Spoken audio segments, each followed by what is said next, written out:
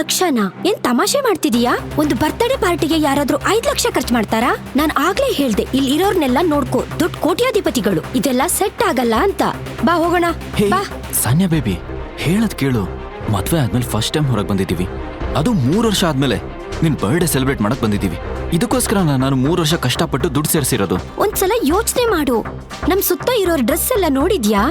ಎಲ್ಲವೂ 5 ರಿಂದ 6 ಲಕ್ಷ ಆಗ್ಬಹುದು. ನಮ್ಮಿಬ್ರ ಡ್ರೆಸ್ ಸೇರ್ಸಿದ್ರೆ ಕೂಡ 2,000 ಬರಲ್ಲ. ನೀನ್ ಇಷ್ಟು ಕಷ್ಟಪಟ್ಟು ಡೆಲಿವರಿ ಬಾಯ್ ಆಗಿ ಕೆಲಸ ಮಾಡಿ ಸಂಪಾದಿಸಿದ ದುಡ್ಡನ್ನ ಹೇಗ್ ಖಾಲಿ ಮಾಡ್ತೀಯಾ? ಪ್ಲೀಸ್ ಸಾನ್ಯಾ ಬೇಬಿ, ಕಾರಣ ಇಲ್ದೆ ಏನೇನು ಯೋಚನೆ ಮಾಡ್ಬೇಡ. ಗುಡ್ ಗರ್ಲ್ ತರ ಸೀದಾ ಟೇಬಲ್ ಹತ್ರ ಹೋಗಿ ಕೂತ್ಕೋ.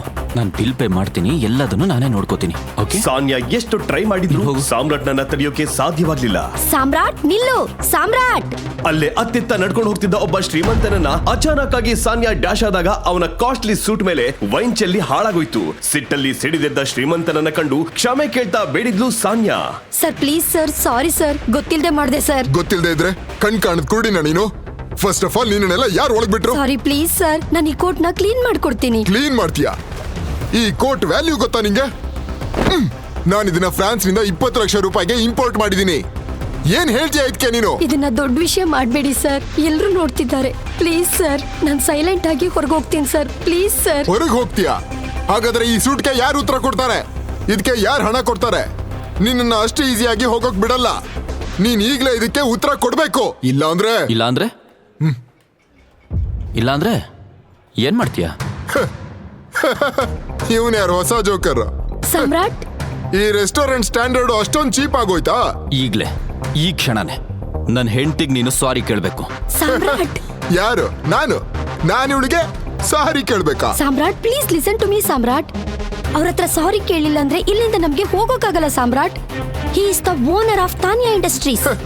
ಇಶ್ಯೂ ಮಾಡದೆ ಸಾರಿ ಕೇಳ್ಬಿಡೋಣ ಸಾಮ್ರಾಟ್, ಪ್ಲೀಸ್. ನಾನು ಹೇಳಿದ್ದು ನಿನಗೆ ಅರ್ಥ ಆಗ್ಲಿಲ್ಲ ಅನ್ಸುತ್ತೆ. ಈಗ್ಲೇ ನೀನು ನನ್ನ ಹೆಂಡತಿ ಹತ್ರ ಸಾರಿ ಕೇಳ್ಬೇಕು. ಇಲ್ಲ ಅಂದ್ರೆ ಏನೋ ಮಾಡ್ತೀಯಾ? ಇವತ್ತೇ ನಿನ್ ಜೀವನನ ಬುಡಾ ಮೇಲ್ ಮಾಡ್ಬಿಡ್ತೀನಿ. ನಾನು ಯಾರು ಅಂತ ಗೊತ್ತಾ? ನಾನು ಈ ಸಿಟಿಲಿ ಎಷ್ಟು ದೊಡ್ಡ ಡೈಮಂಡ್ ಬಿಸ್ನೆಸ್ ಮ್ಯಾನ್ ಅಂತ ಗೊತ್ತಾ?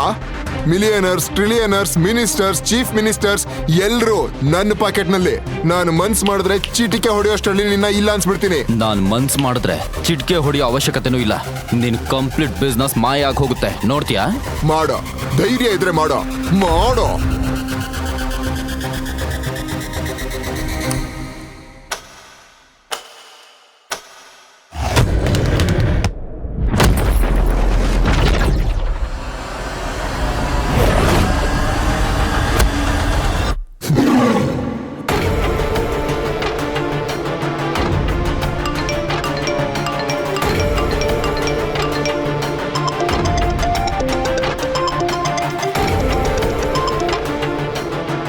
ನಮ್ ಕಂಪನಿ ಶೇರ್ ಸಡನ್ ಆಗಿ ಕುಸ್ತಿದೆ.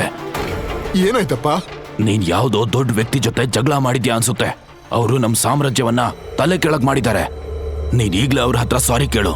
ಇಲ್ಲ ಅಂದ್ರೆ ನಾಳೆ ನಾವು ನಡು ರಸ್ತೆ ನಿಲ್ಬೇಕಾಗುತ್ತೆ.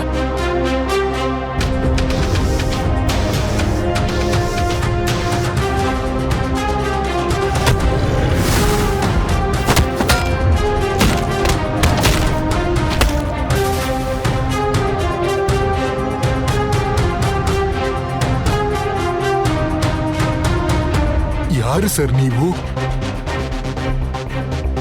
ನಿಜವಾಗ್ಲೂ ಸಾಮ್ರಾಟ್ ಅಷ್ಟು ದೊಡ್ಡ ವ್ಯಕ್ತಿಯಾಗಿದ್ರೆ ಯಾಕೆ ರಾತ್ರಿ ಹಗಲು ಕಷ್ಟಪಟ್ಟು ಡೆಲಿವರಿ ಬಾಯ್ ಕೆಲಸ ಮಾಡ್ತಿದ್ದಾನೆ? ಸಾಮ್ರಾಟ್ ಒಬ್ಬ ಮನೆ ಅಳಿಯ. ಅವನ ಅತ್ತೆ ಅವನನ್ನ ಎಲ್ಲಾ ಕೆಲಸ ಮಾಡೋ ಕೆಲಸದೊಂಥರ ಟ್ರೀಟ್ ಮಾಡ್ತಿದ್ರು. ಸಾಮ್ರಾಟ್ ಕಿಚನ್ ನಿಂದ ಅವಸರವಾಗಿ ಹೊರಗೆ ಹೋಗ್ತಿರೋದನ್ನ ಕಂಡ ಅವನ ಅತ್ತೆ ಶರ್ಮಿಳಾ ಸಾಮ್ರಾಟ್ನ ಕಾಲೆಳೆದು ಅವಮಾನಿಸೋಕೆ ಹೊಟ್ಲು. ಅದ್ ಹೇಗ್ ನೀನು ಹೆಂಡತಿ ದುಡ್ಡಲ್ಲಿ ನಾಚಿಕೆನೇ ಇಲ್ದೆ ಕೂತ್ಕೊಂಡು ಬಿಟ್ಟಿ ಊಟ ಮಾಡ್ತೀಯೋ? ಕತ್ತೆ ಕಿರುಬಾ, ನನಗ್ ಕಾಲ್ ನೋಯ್ತಿದೆ, ಒಂಚೂರು ಒತ್ತು. ಅತ್ತೆ, ಒಂದ್ ಅರ್ಜೆಂಟ್ ಕೆಲ್ಸಕ್ಕೆ ಹೋಗ್ತಿದ್ದೀನಿ, ಮುಗಿಸ್ಕೊಂಡ್ ಬಂದ್ ಮಾಡ್ತೀನಿ. ಏಯ್, ಏನೋ ದೊಡ್ಡ ಹೋಟೆಲ್ ಓನರ್ನ ಮೀಟ್ ಆಗೋಕ್ ಹೋಗೋ ತರ ಮಾತಾಡ್ತಿದ್ಯಾ? ಊಟ ತಾನೇ ಡೆಲಿವರಿ ಮಾಡಕ್ ಹೋಗ್ತಿದ್ಯಾ? ಆ ಚಿಲ್ಡ್ರ ದುಡ್ಡನ್ನ ನಾನೇನ ಕೊಡ್ತೀನಿ, ಬಂದು ಕಾಲ್ ಒತ್ತು. ಶರ್ಮಿಳಾ ಕಿರ್ಚಾಡೋದನ್ನ ಕೇಳಿಸ್ಕೊಂಡು ಒಳಗ್ ಬಂದ ಸಾನ್ಯಾ. ಏನ್ ಸದ್ದು? ಯಾಕೆ ಕಿರ್ಚಾಡ್ತಾ ಇದ್ದೀರಾ? ಒಬ್ಳೆ ಕಿರ್ಚಾಡೋಕೆ ನನ್ಗೇನ್ ಗ್ರಾಚಾರನಾ? ಈ ಮನೇಲಿ ನನ್ ಗಂಟ್ಲು ಒಣಗ್ ಹೋಗ್ತಿದೆ ಅಂದ್ರೆ ಅದಕ್ಕೆ ಕಾರಣ ನಿನ್ ಗಂಡನೇ. ನಿನ್ನ ತಾತ ಇವನಿಗೆ ನಿನ್ನ ಕಟ್ಟಿ ನಿನ್ನ ಜೀವನನೇ ಹಾಳ್ ಮಾಡಿದ್ರು. ನಾನೊಂದ್ ವಿಷಯ ಹೇಳ, ಈಗ್ಲೇ ಇವನನ್ನ ಮನೆಯಿಂದ ಒದ್ದು ಹೊರಗ್ ಹಾಕು. ಯಾವ್ದಕ್ಕೂ ಲಾಯಕ್ಕಿಲ್ದವನು. ಸಾನ್ಯಾ. ಸಾಮ್ರಾಟ್, ಅವ್ರು ಹೇಳಿದ್ದನ್ನ ಮಾಡಿ ಹೋಗ್ಬಾರ್ದಾ ಸಾಮ್ರಾಟ್? ಇಲ್ಲ ಸಾನ್ಯಾ, ನಾನೊಂದು ಇಂಪಾರ್ಟೆಂಟ್ ವಿಷಯಕ್ಕೆ ಹೋಗ್ತಿದ್ದೀನಿ, ಹೋಗ್ಬಂದ್ ಮಾಡ್ತೀನಿ ಅಂತ ಹೇಳಿ ಸಾಮ್ರಾಟ್ ವೇಗವಾಗಿ ಹೊರಟೋದ. ಅದನ್ನ ನೋಡಿದ ಶರ್ಮಿಳಾ ಕೋಪ ಮುಗಿಲು ಮುಟ್ಟಿತು. ಈಗ ನೀವು ಪಾಕೆಟ್ ಎಫ್ಎಂ ನಲ್ಲಿರೋ ಎಲ್ಲಾ ಶೋಗಳನ್ನ ಈಸಿಯಾಗಿ ಕೇಳಬಹುದು. ಈಗಲೇ ಡೌನ್ಲೋಡ್ ಮಾಡಿ ಪಾಕೆಟ್ ಎಫ್ಎಂ ಮತ್ತು ಕೇಳಿ ದೇಶ ವಿದೇಶದಲ್ಲಿ ಫೇಮಸ್ ಆಗಿರೋ ಟೈಗರ್ ರಿಟರ್ನ್ಸ್ ಅನ್ನೋ ಮೈ ನವಿರೇಳಿಸೋ ಕಥೆಯನ್ನ.